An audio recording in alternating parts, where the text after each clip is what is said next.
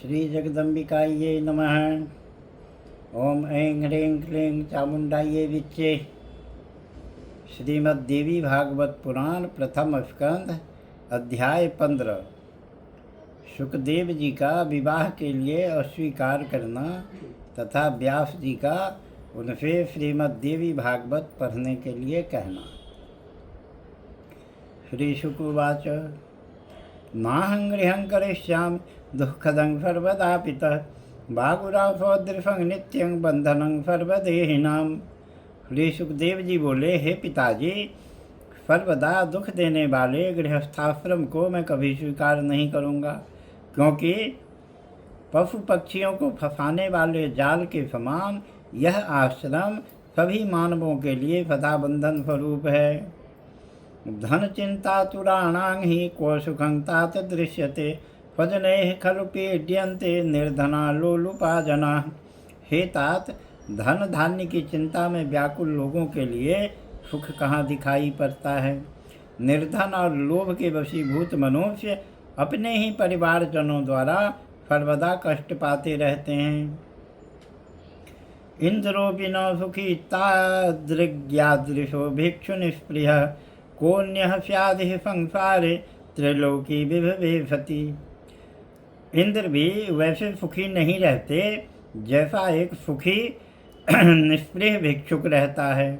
तब भला इस संसार में तीनों लोकों का वैभव पाकर भी दूसरा कौन सुखी रह सकता है। तपन्तं तापसं दृष्ट्वा मघवा दुःखितो भवत् विघ्नां बहुविधानस्य करोति च दिवसपतिः। किसी तपस्वी को तप करते हुए देखकर स्वर्गलोक के स्वामी इंद्र भी चिंतित हो उठते हैं और उसके तप में अनेक प्रकार के विघ्न करने लगते हैं।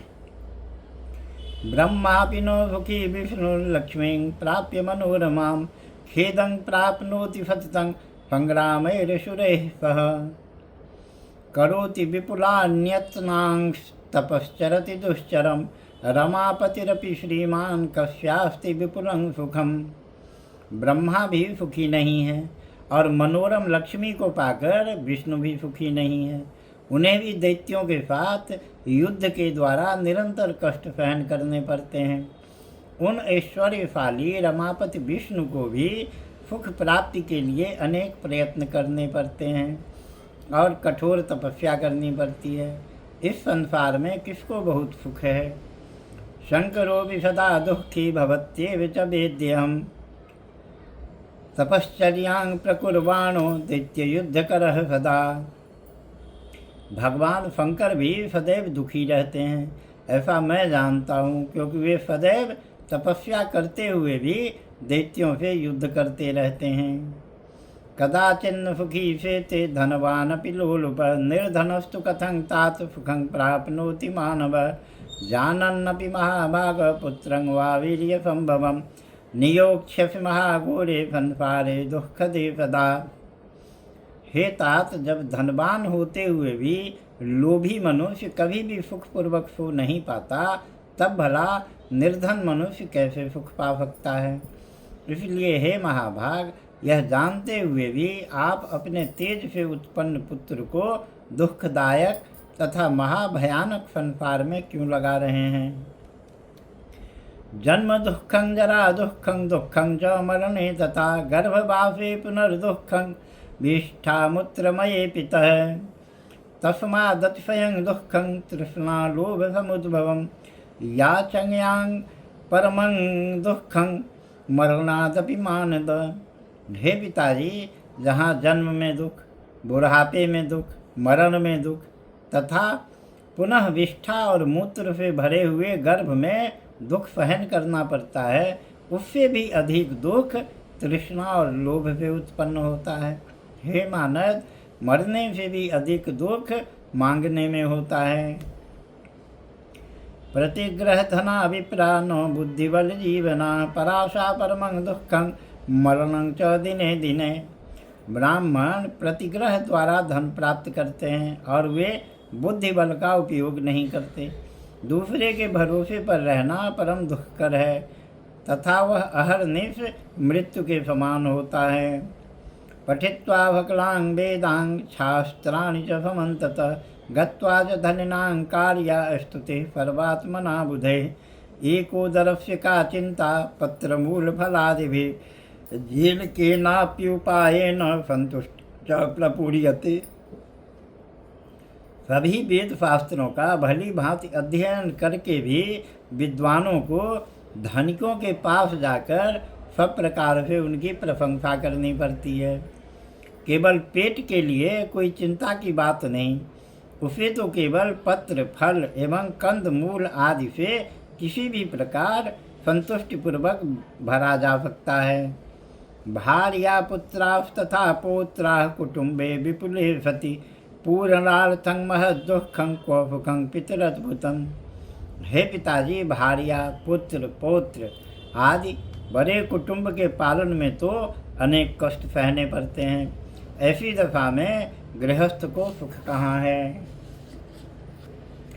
योग शास्त्रं वदमम ज्ञान शास्त्रं सुखाकरम कर्म कांडे खिले तात न रमेहं कदाचन। इसलिए हे तात, मुझे सुखदायी ज्ञान शास्त्र और योग शास्त्र का उपदेश कीजिए। संपूर्ण कर्म कांड में मेरा मन कभी नहीं लगता। वद कर्म क्षयोपायं प्रारब्धं संचितं तथा वर्तमानं यथा नश्ये त्रिविधं कर्म मूलजम्। अतः कर्म क्षय का कोई उपाय बताइए जिससे संचित, प्रारब्ध और क्रियमाण तीनों प्रकार के कर्म फल नष्ट हो जाएं। जलूके सदा नारी रुदिरं पिबतीति वै मूर्खस्तु न विजानाति मोहितो भावचेष्टिते। स्त्री जोंक के समान सदा पुरुष का रक्त चूसती रहती है, जिसे बुद्धिहीन मनुष्य उसकी भावपूर्ण चेष्टाओं से मोहित होने के कारण नहीं जान पाता। भोगैर्वीर्यं धनं पूर्णं मनः कुटिल भाषणैः कान्ता हरति सर्वस्वं कः स्तेनस्तादृशोपरः। स्त्री अपने संसर्ग से उसके तेज का तथा अपनी वचन चातुरी द्वारा उसके संपूर्ण धन और मन का इस प्रकार सर्वस्व का हरण कर लेती है। उससे बढ़कर दूसरा चोर कौन है। निद्रा सुख विनाशार्थं मूर्खस्तु दार संग्रहं करोति वंचितो धात्रा दुःखाय न सुखाय च। इसीलिए मेरे विचार में तो मूर्ख मनुष्य ही केवल निद्रा सुख का नाश करने के लिए स्त्री परिणय करता है। विधाता द्वारा वह दुख के लिए ही ठगा जाता है, सुख के लिए नहीं। सूतोवाच एवं विधानि वाक्यानि श्रुत्वा व्यासः सुखस्य च संप्राप महतीं चिन्तां किं करोमीत्यसंशयम्। तस्य शुश्रूवुरश्रूणि लोचना दुःखजानि च विपथुश्च शरीरे भूत ग्लानिं प्राप मनुस्तथा। सूत जी बोले, इस प्रकार सुखदेव की युक्त ये बातें सुनकर व्यास जी बड़ी चिंता में पड़ गए। वे मन ही मन सोचने लगे, अब मैं क्या करूं। तत्पश्चात उनकी आंखों से दुख के आंसू बहने लगे और शरीर कांपने लगा और मन में ग्लानि होने लगी। शोचन्तं पितरं दृष्ट्वा दीनं शोक परिप्लुतम् उवाच पितरं व्यासं विस्मयोत्फुल्ललोचनः अहो मायाबलं चोग्रं यन्मोहयति पंडितं वेदान्तस्य च कर्तारं सर्वज्ञं वेद संमितम्। इस प्रकार शोक करते हुए अपने दीन तथा शोकाकुल पिता को देखकर आश्चर्य से विस्मित नेत्र वाले सुखदेव जी ने अपने पिता व्यास जी से कहा, अहो माया कितनी प्रबल है, जो कि यह वेदांत दर्शन के प्रणेता तथा वेद का सांगोपांग ज्ञान रखने वाले सर्वज्ञ पंडित मेरे पिताजी को भी मोहित कर रही है। न जाने का चसा माया किंस्वीत स्वाति विदुष्करा या मोहयति विद्वांसं व्यासं सत्यवती सुतम। न जाने वह कौन सी तथा कैसी अति दुष्कर माया है जो सत्यवती सुत विद्वान व्यास जी को भी मोहित कर रही है। पुराणानां च वक्ता च निर्माता भारतस्य च विभागकर्ता वेदानां सोऽपि मोहमुपागतः। जो पुराणों के वक्ता महाभारत के रचयिता वेदों के विभाग करता है, वे भी माया जनित मोह को प्राप्त हो गए हैं। तांग यामि शरणं देवीं या मोहयति वही जगत, ब्रह्म विष्णु हरादींश्च कथान्येषां च कीदृशी। इसलिए मैं उन्हीं देवी महामाया की शरण में जाऊं जो समस्त जगत तथा ब्रह्मा विष्णु महेश आदि को भी मोहित कर देती हैं। तब दूसरों की बात ही क्या है। कोप्यस्ति त्रिलोके यो नमुह्यति मायया यन्मोहंगमिताः पूर्वे ब्रह्म विष्णु हरादयः। इन तीनों लोकों में कौन ऐसा है जो माया से मोहित न होता हो। उस माया ने तो ब्रह्मा आदि देवताओं को भी पूर्व काल में मोहित कर दिया था। अहो बलमहो वीर्यं देव्या खलु विनिर्मितं माययैव वशं नीतः सर्वज्ञ ईश्वरः प्रभुः। अहो, उन भगवती जगदम्बा के द्वारा रचित माया का बल तथा पराक्रम महान आश्चर्यजनक है। उन्होंने अपनी माया के प्रभाव से ही सर्वज्ञ और सर्वांतर्यामी ईश्वर को भी अपने वश में कर रखा है। विष्णुवंश संभवो व्यास इति पौराणिका जगो सोऽपि मोहार्णवे मग्नो भग्नपोतो वणिज्यथा। पौराणिकों द्वारा कहा गया है कि व्यास जी भगवान विष्णु के अंश से उत्पन्न हुए हैं, तथापि वे आज शोक सागर में इस प्रकार डूब रहे हैं जैसे समुद्र में भग्न जलयान वाला वणिक डूबता है। अश्रुपातं करोत्यद्य विष प्राकृतो यथा अहो माया बलं चैत दुस्त्यजं पंडितैरपि। आज वे भी माया के वशीभूत होकर एक साधारण व्यक्ति के समान आंसू बहा रहे हैं। अहो, माया बड़ी प्रबल है जिसे बड़े बड़े विद्वान भी नहीं त्याग पाते। कोयं कोहं कथं चेह कीदृशोऽयं भ्रमः किल पंचभूतात्मके देहे पिता पुत्रेति वासना बलिष्ठा खलु मायेयं मायिनामपि मोहिनी ययाभिभूतः कृष्णोऽपि करोति रोदनं द्विजः। व्यास कौन है, मैं कौन हूँ, यह संसार क्या वस्तु है और यह कैसा भ्रम है। इस पांच भौतिक शरीर में पिता पुत्र की भावना कहाँ से आई। यह माया अतीव प्रबल है जो मायावियों को भी मोहित कर देती है, जिसके वशीभूत होकर यहाँ द्विज कृष्ण द्वैपायन भी रुदन कर रहे हैं। सूत उवाच तां नत्वा मनसा देवीं सर्वकारणकारणां जननीं सर्वदेवानां ब्रह्मादीनां तथेश्वरीं पितरं प्राह दीनं तं शोकार्णवं परिप्लुतम् अरणीसंभवो व्यासं हेतुमद्वचनं शुभम्। सूत जी बोले, सब कारणों की एकमात्र कारण, सब देवताओं की जननी तथा ब्रह्मा आदि देवताओं की भी स्वामिनी आदि शक्ति भगवती को मन से स्मरण करके शोक सागर में डूबे हुए अपने दुखी पिता श्री व्यास जी से अरणी पुत्र सुखदेव जी ने इस प्रकार नीति युक्त वचन कहा। पाराशर्य महाभाग सर्वेषां बोधतः स्वयं किं शोकं कुरुषे स्वामिन् न त्याग्यः प्राकृतो नरः। हे पराशर नंदन, हे महाभाग, आप तो स्वयं सब लोगों को ज्ञान देने वाले हैं, तब हे स्वामिन आप ऐसा शोक क्यों करते हैं जैसा कोई अज्ञ साधारण व्यक्ति करता है। अद्याहं तव पुत्रोऽस्मि न जाने पूर्व जन्मनि कोहं कस्त्वं महाभाग विभ्रमोऽयं महात्मनि। हे महाभाग, इस समय मैं आपका पुत्र हूँ, परंतु यह कौन जानता है कि मैं पूर्व जन्म में कौन था और आप कौन थे। यह संसार तो महात्माओं के लिए एक भ्रम मात्र है। कुरु धैर्यं प्रबुध्यस्व मां विषादे मनः कृथा मोहजालमिमं मत्वा मुञ्च शोकं महामते। अतएव आप धैर्य रखें, विवेक धारण करें तथा मन में खेद न करें। हे महामते, इसे मोह जाल समझकर आप शोक का परित्याग करें।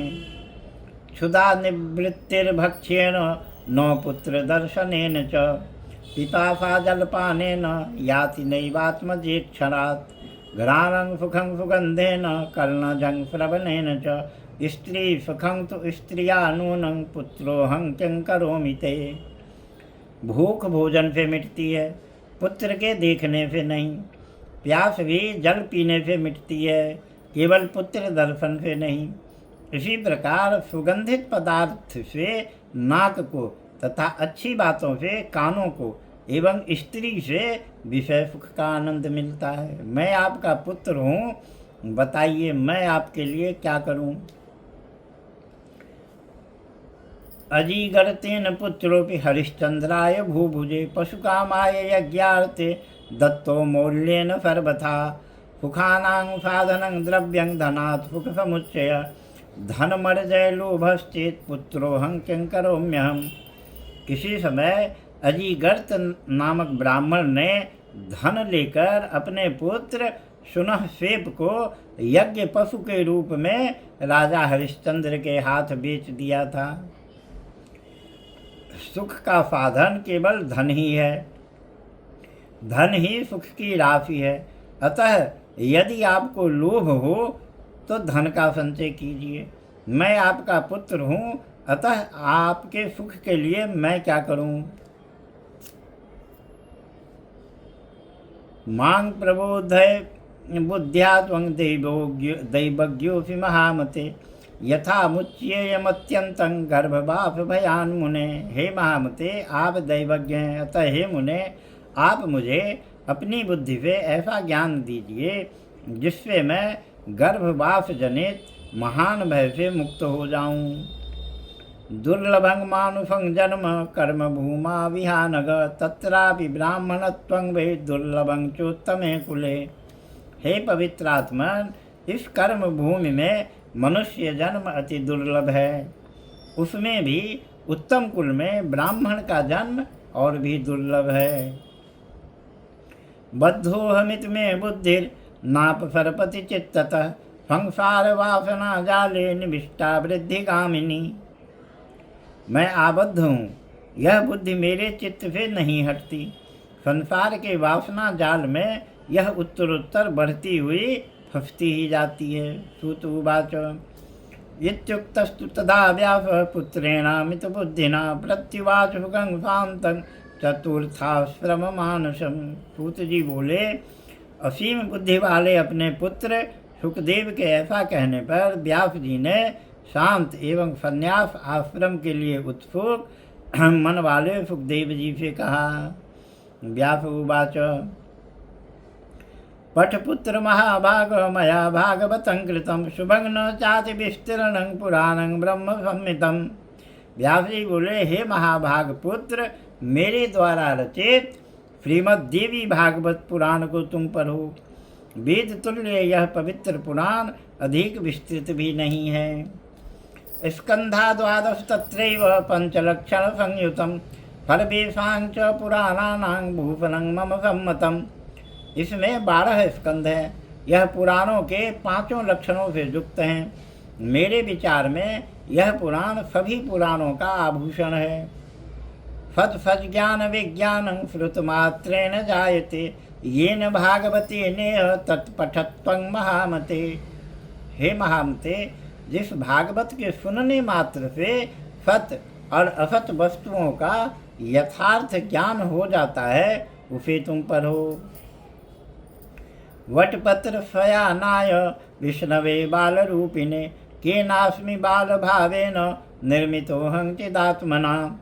किमर्थं केन द्रव्येण कथं जानामि चाखिलम् इत्येवं चिन्तयमानाय मुकुन्दाय महात्मने श्लोकार्धेन तया प्रोक्तं भगवत्याखिलार्थदं सर्वं खल्विदमेवाहं नान्यदस्ति सनातनम्। एक बार महाप्रलय काल में वटपत्र पर शयन करते हुए बाल रूपधारी भगवान विष्णु वहाँ सोच रहे थे कि किस चिदात्मा ने किस प्रयोजन से तथा किस द्रव्य से मुझे बाल रूप में उत्पन्न किया है। इन सब विषयों का ज्ञान मुझे कैसे हो।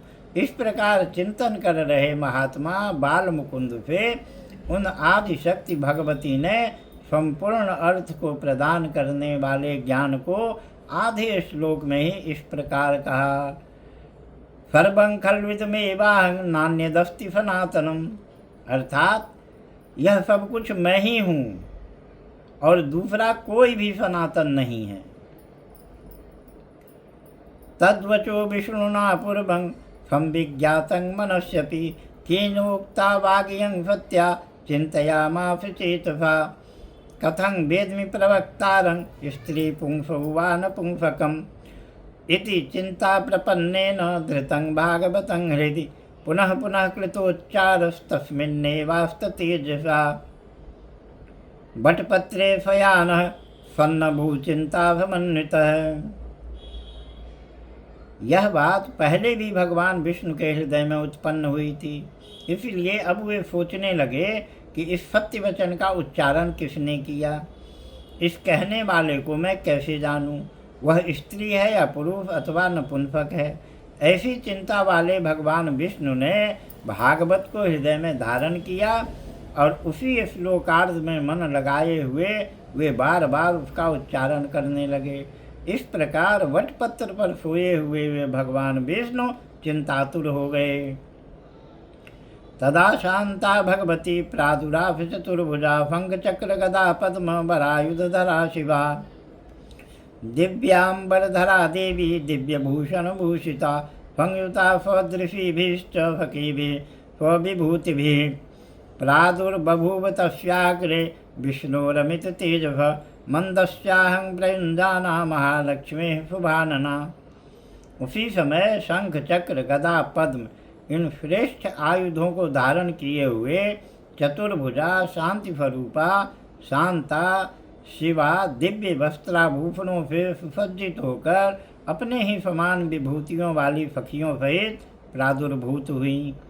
वे सुंदर मुख वाली भगवती महालक्ष्मी परम तेजस्वी भगवान विष्णु के समक्ष मंद मंद मुस्कुराती हुई प्रकट हुई। सूत उवाच तां तथा संस्थितां दृष्ट्वा हृदये कमलेक्षण विस्मितः सलिले तस्मिन् निराधारां मनोरमाम्। सूत जी बोले, उस अपार प्रलय सागर में बिना अवलंब के स्थित मनोरम रूप वाली उन दिव्य देवी को देखकर कमल नयन भगवान विष्णु बड़े ही विस्मय में पड़े।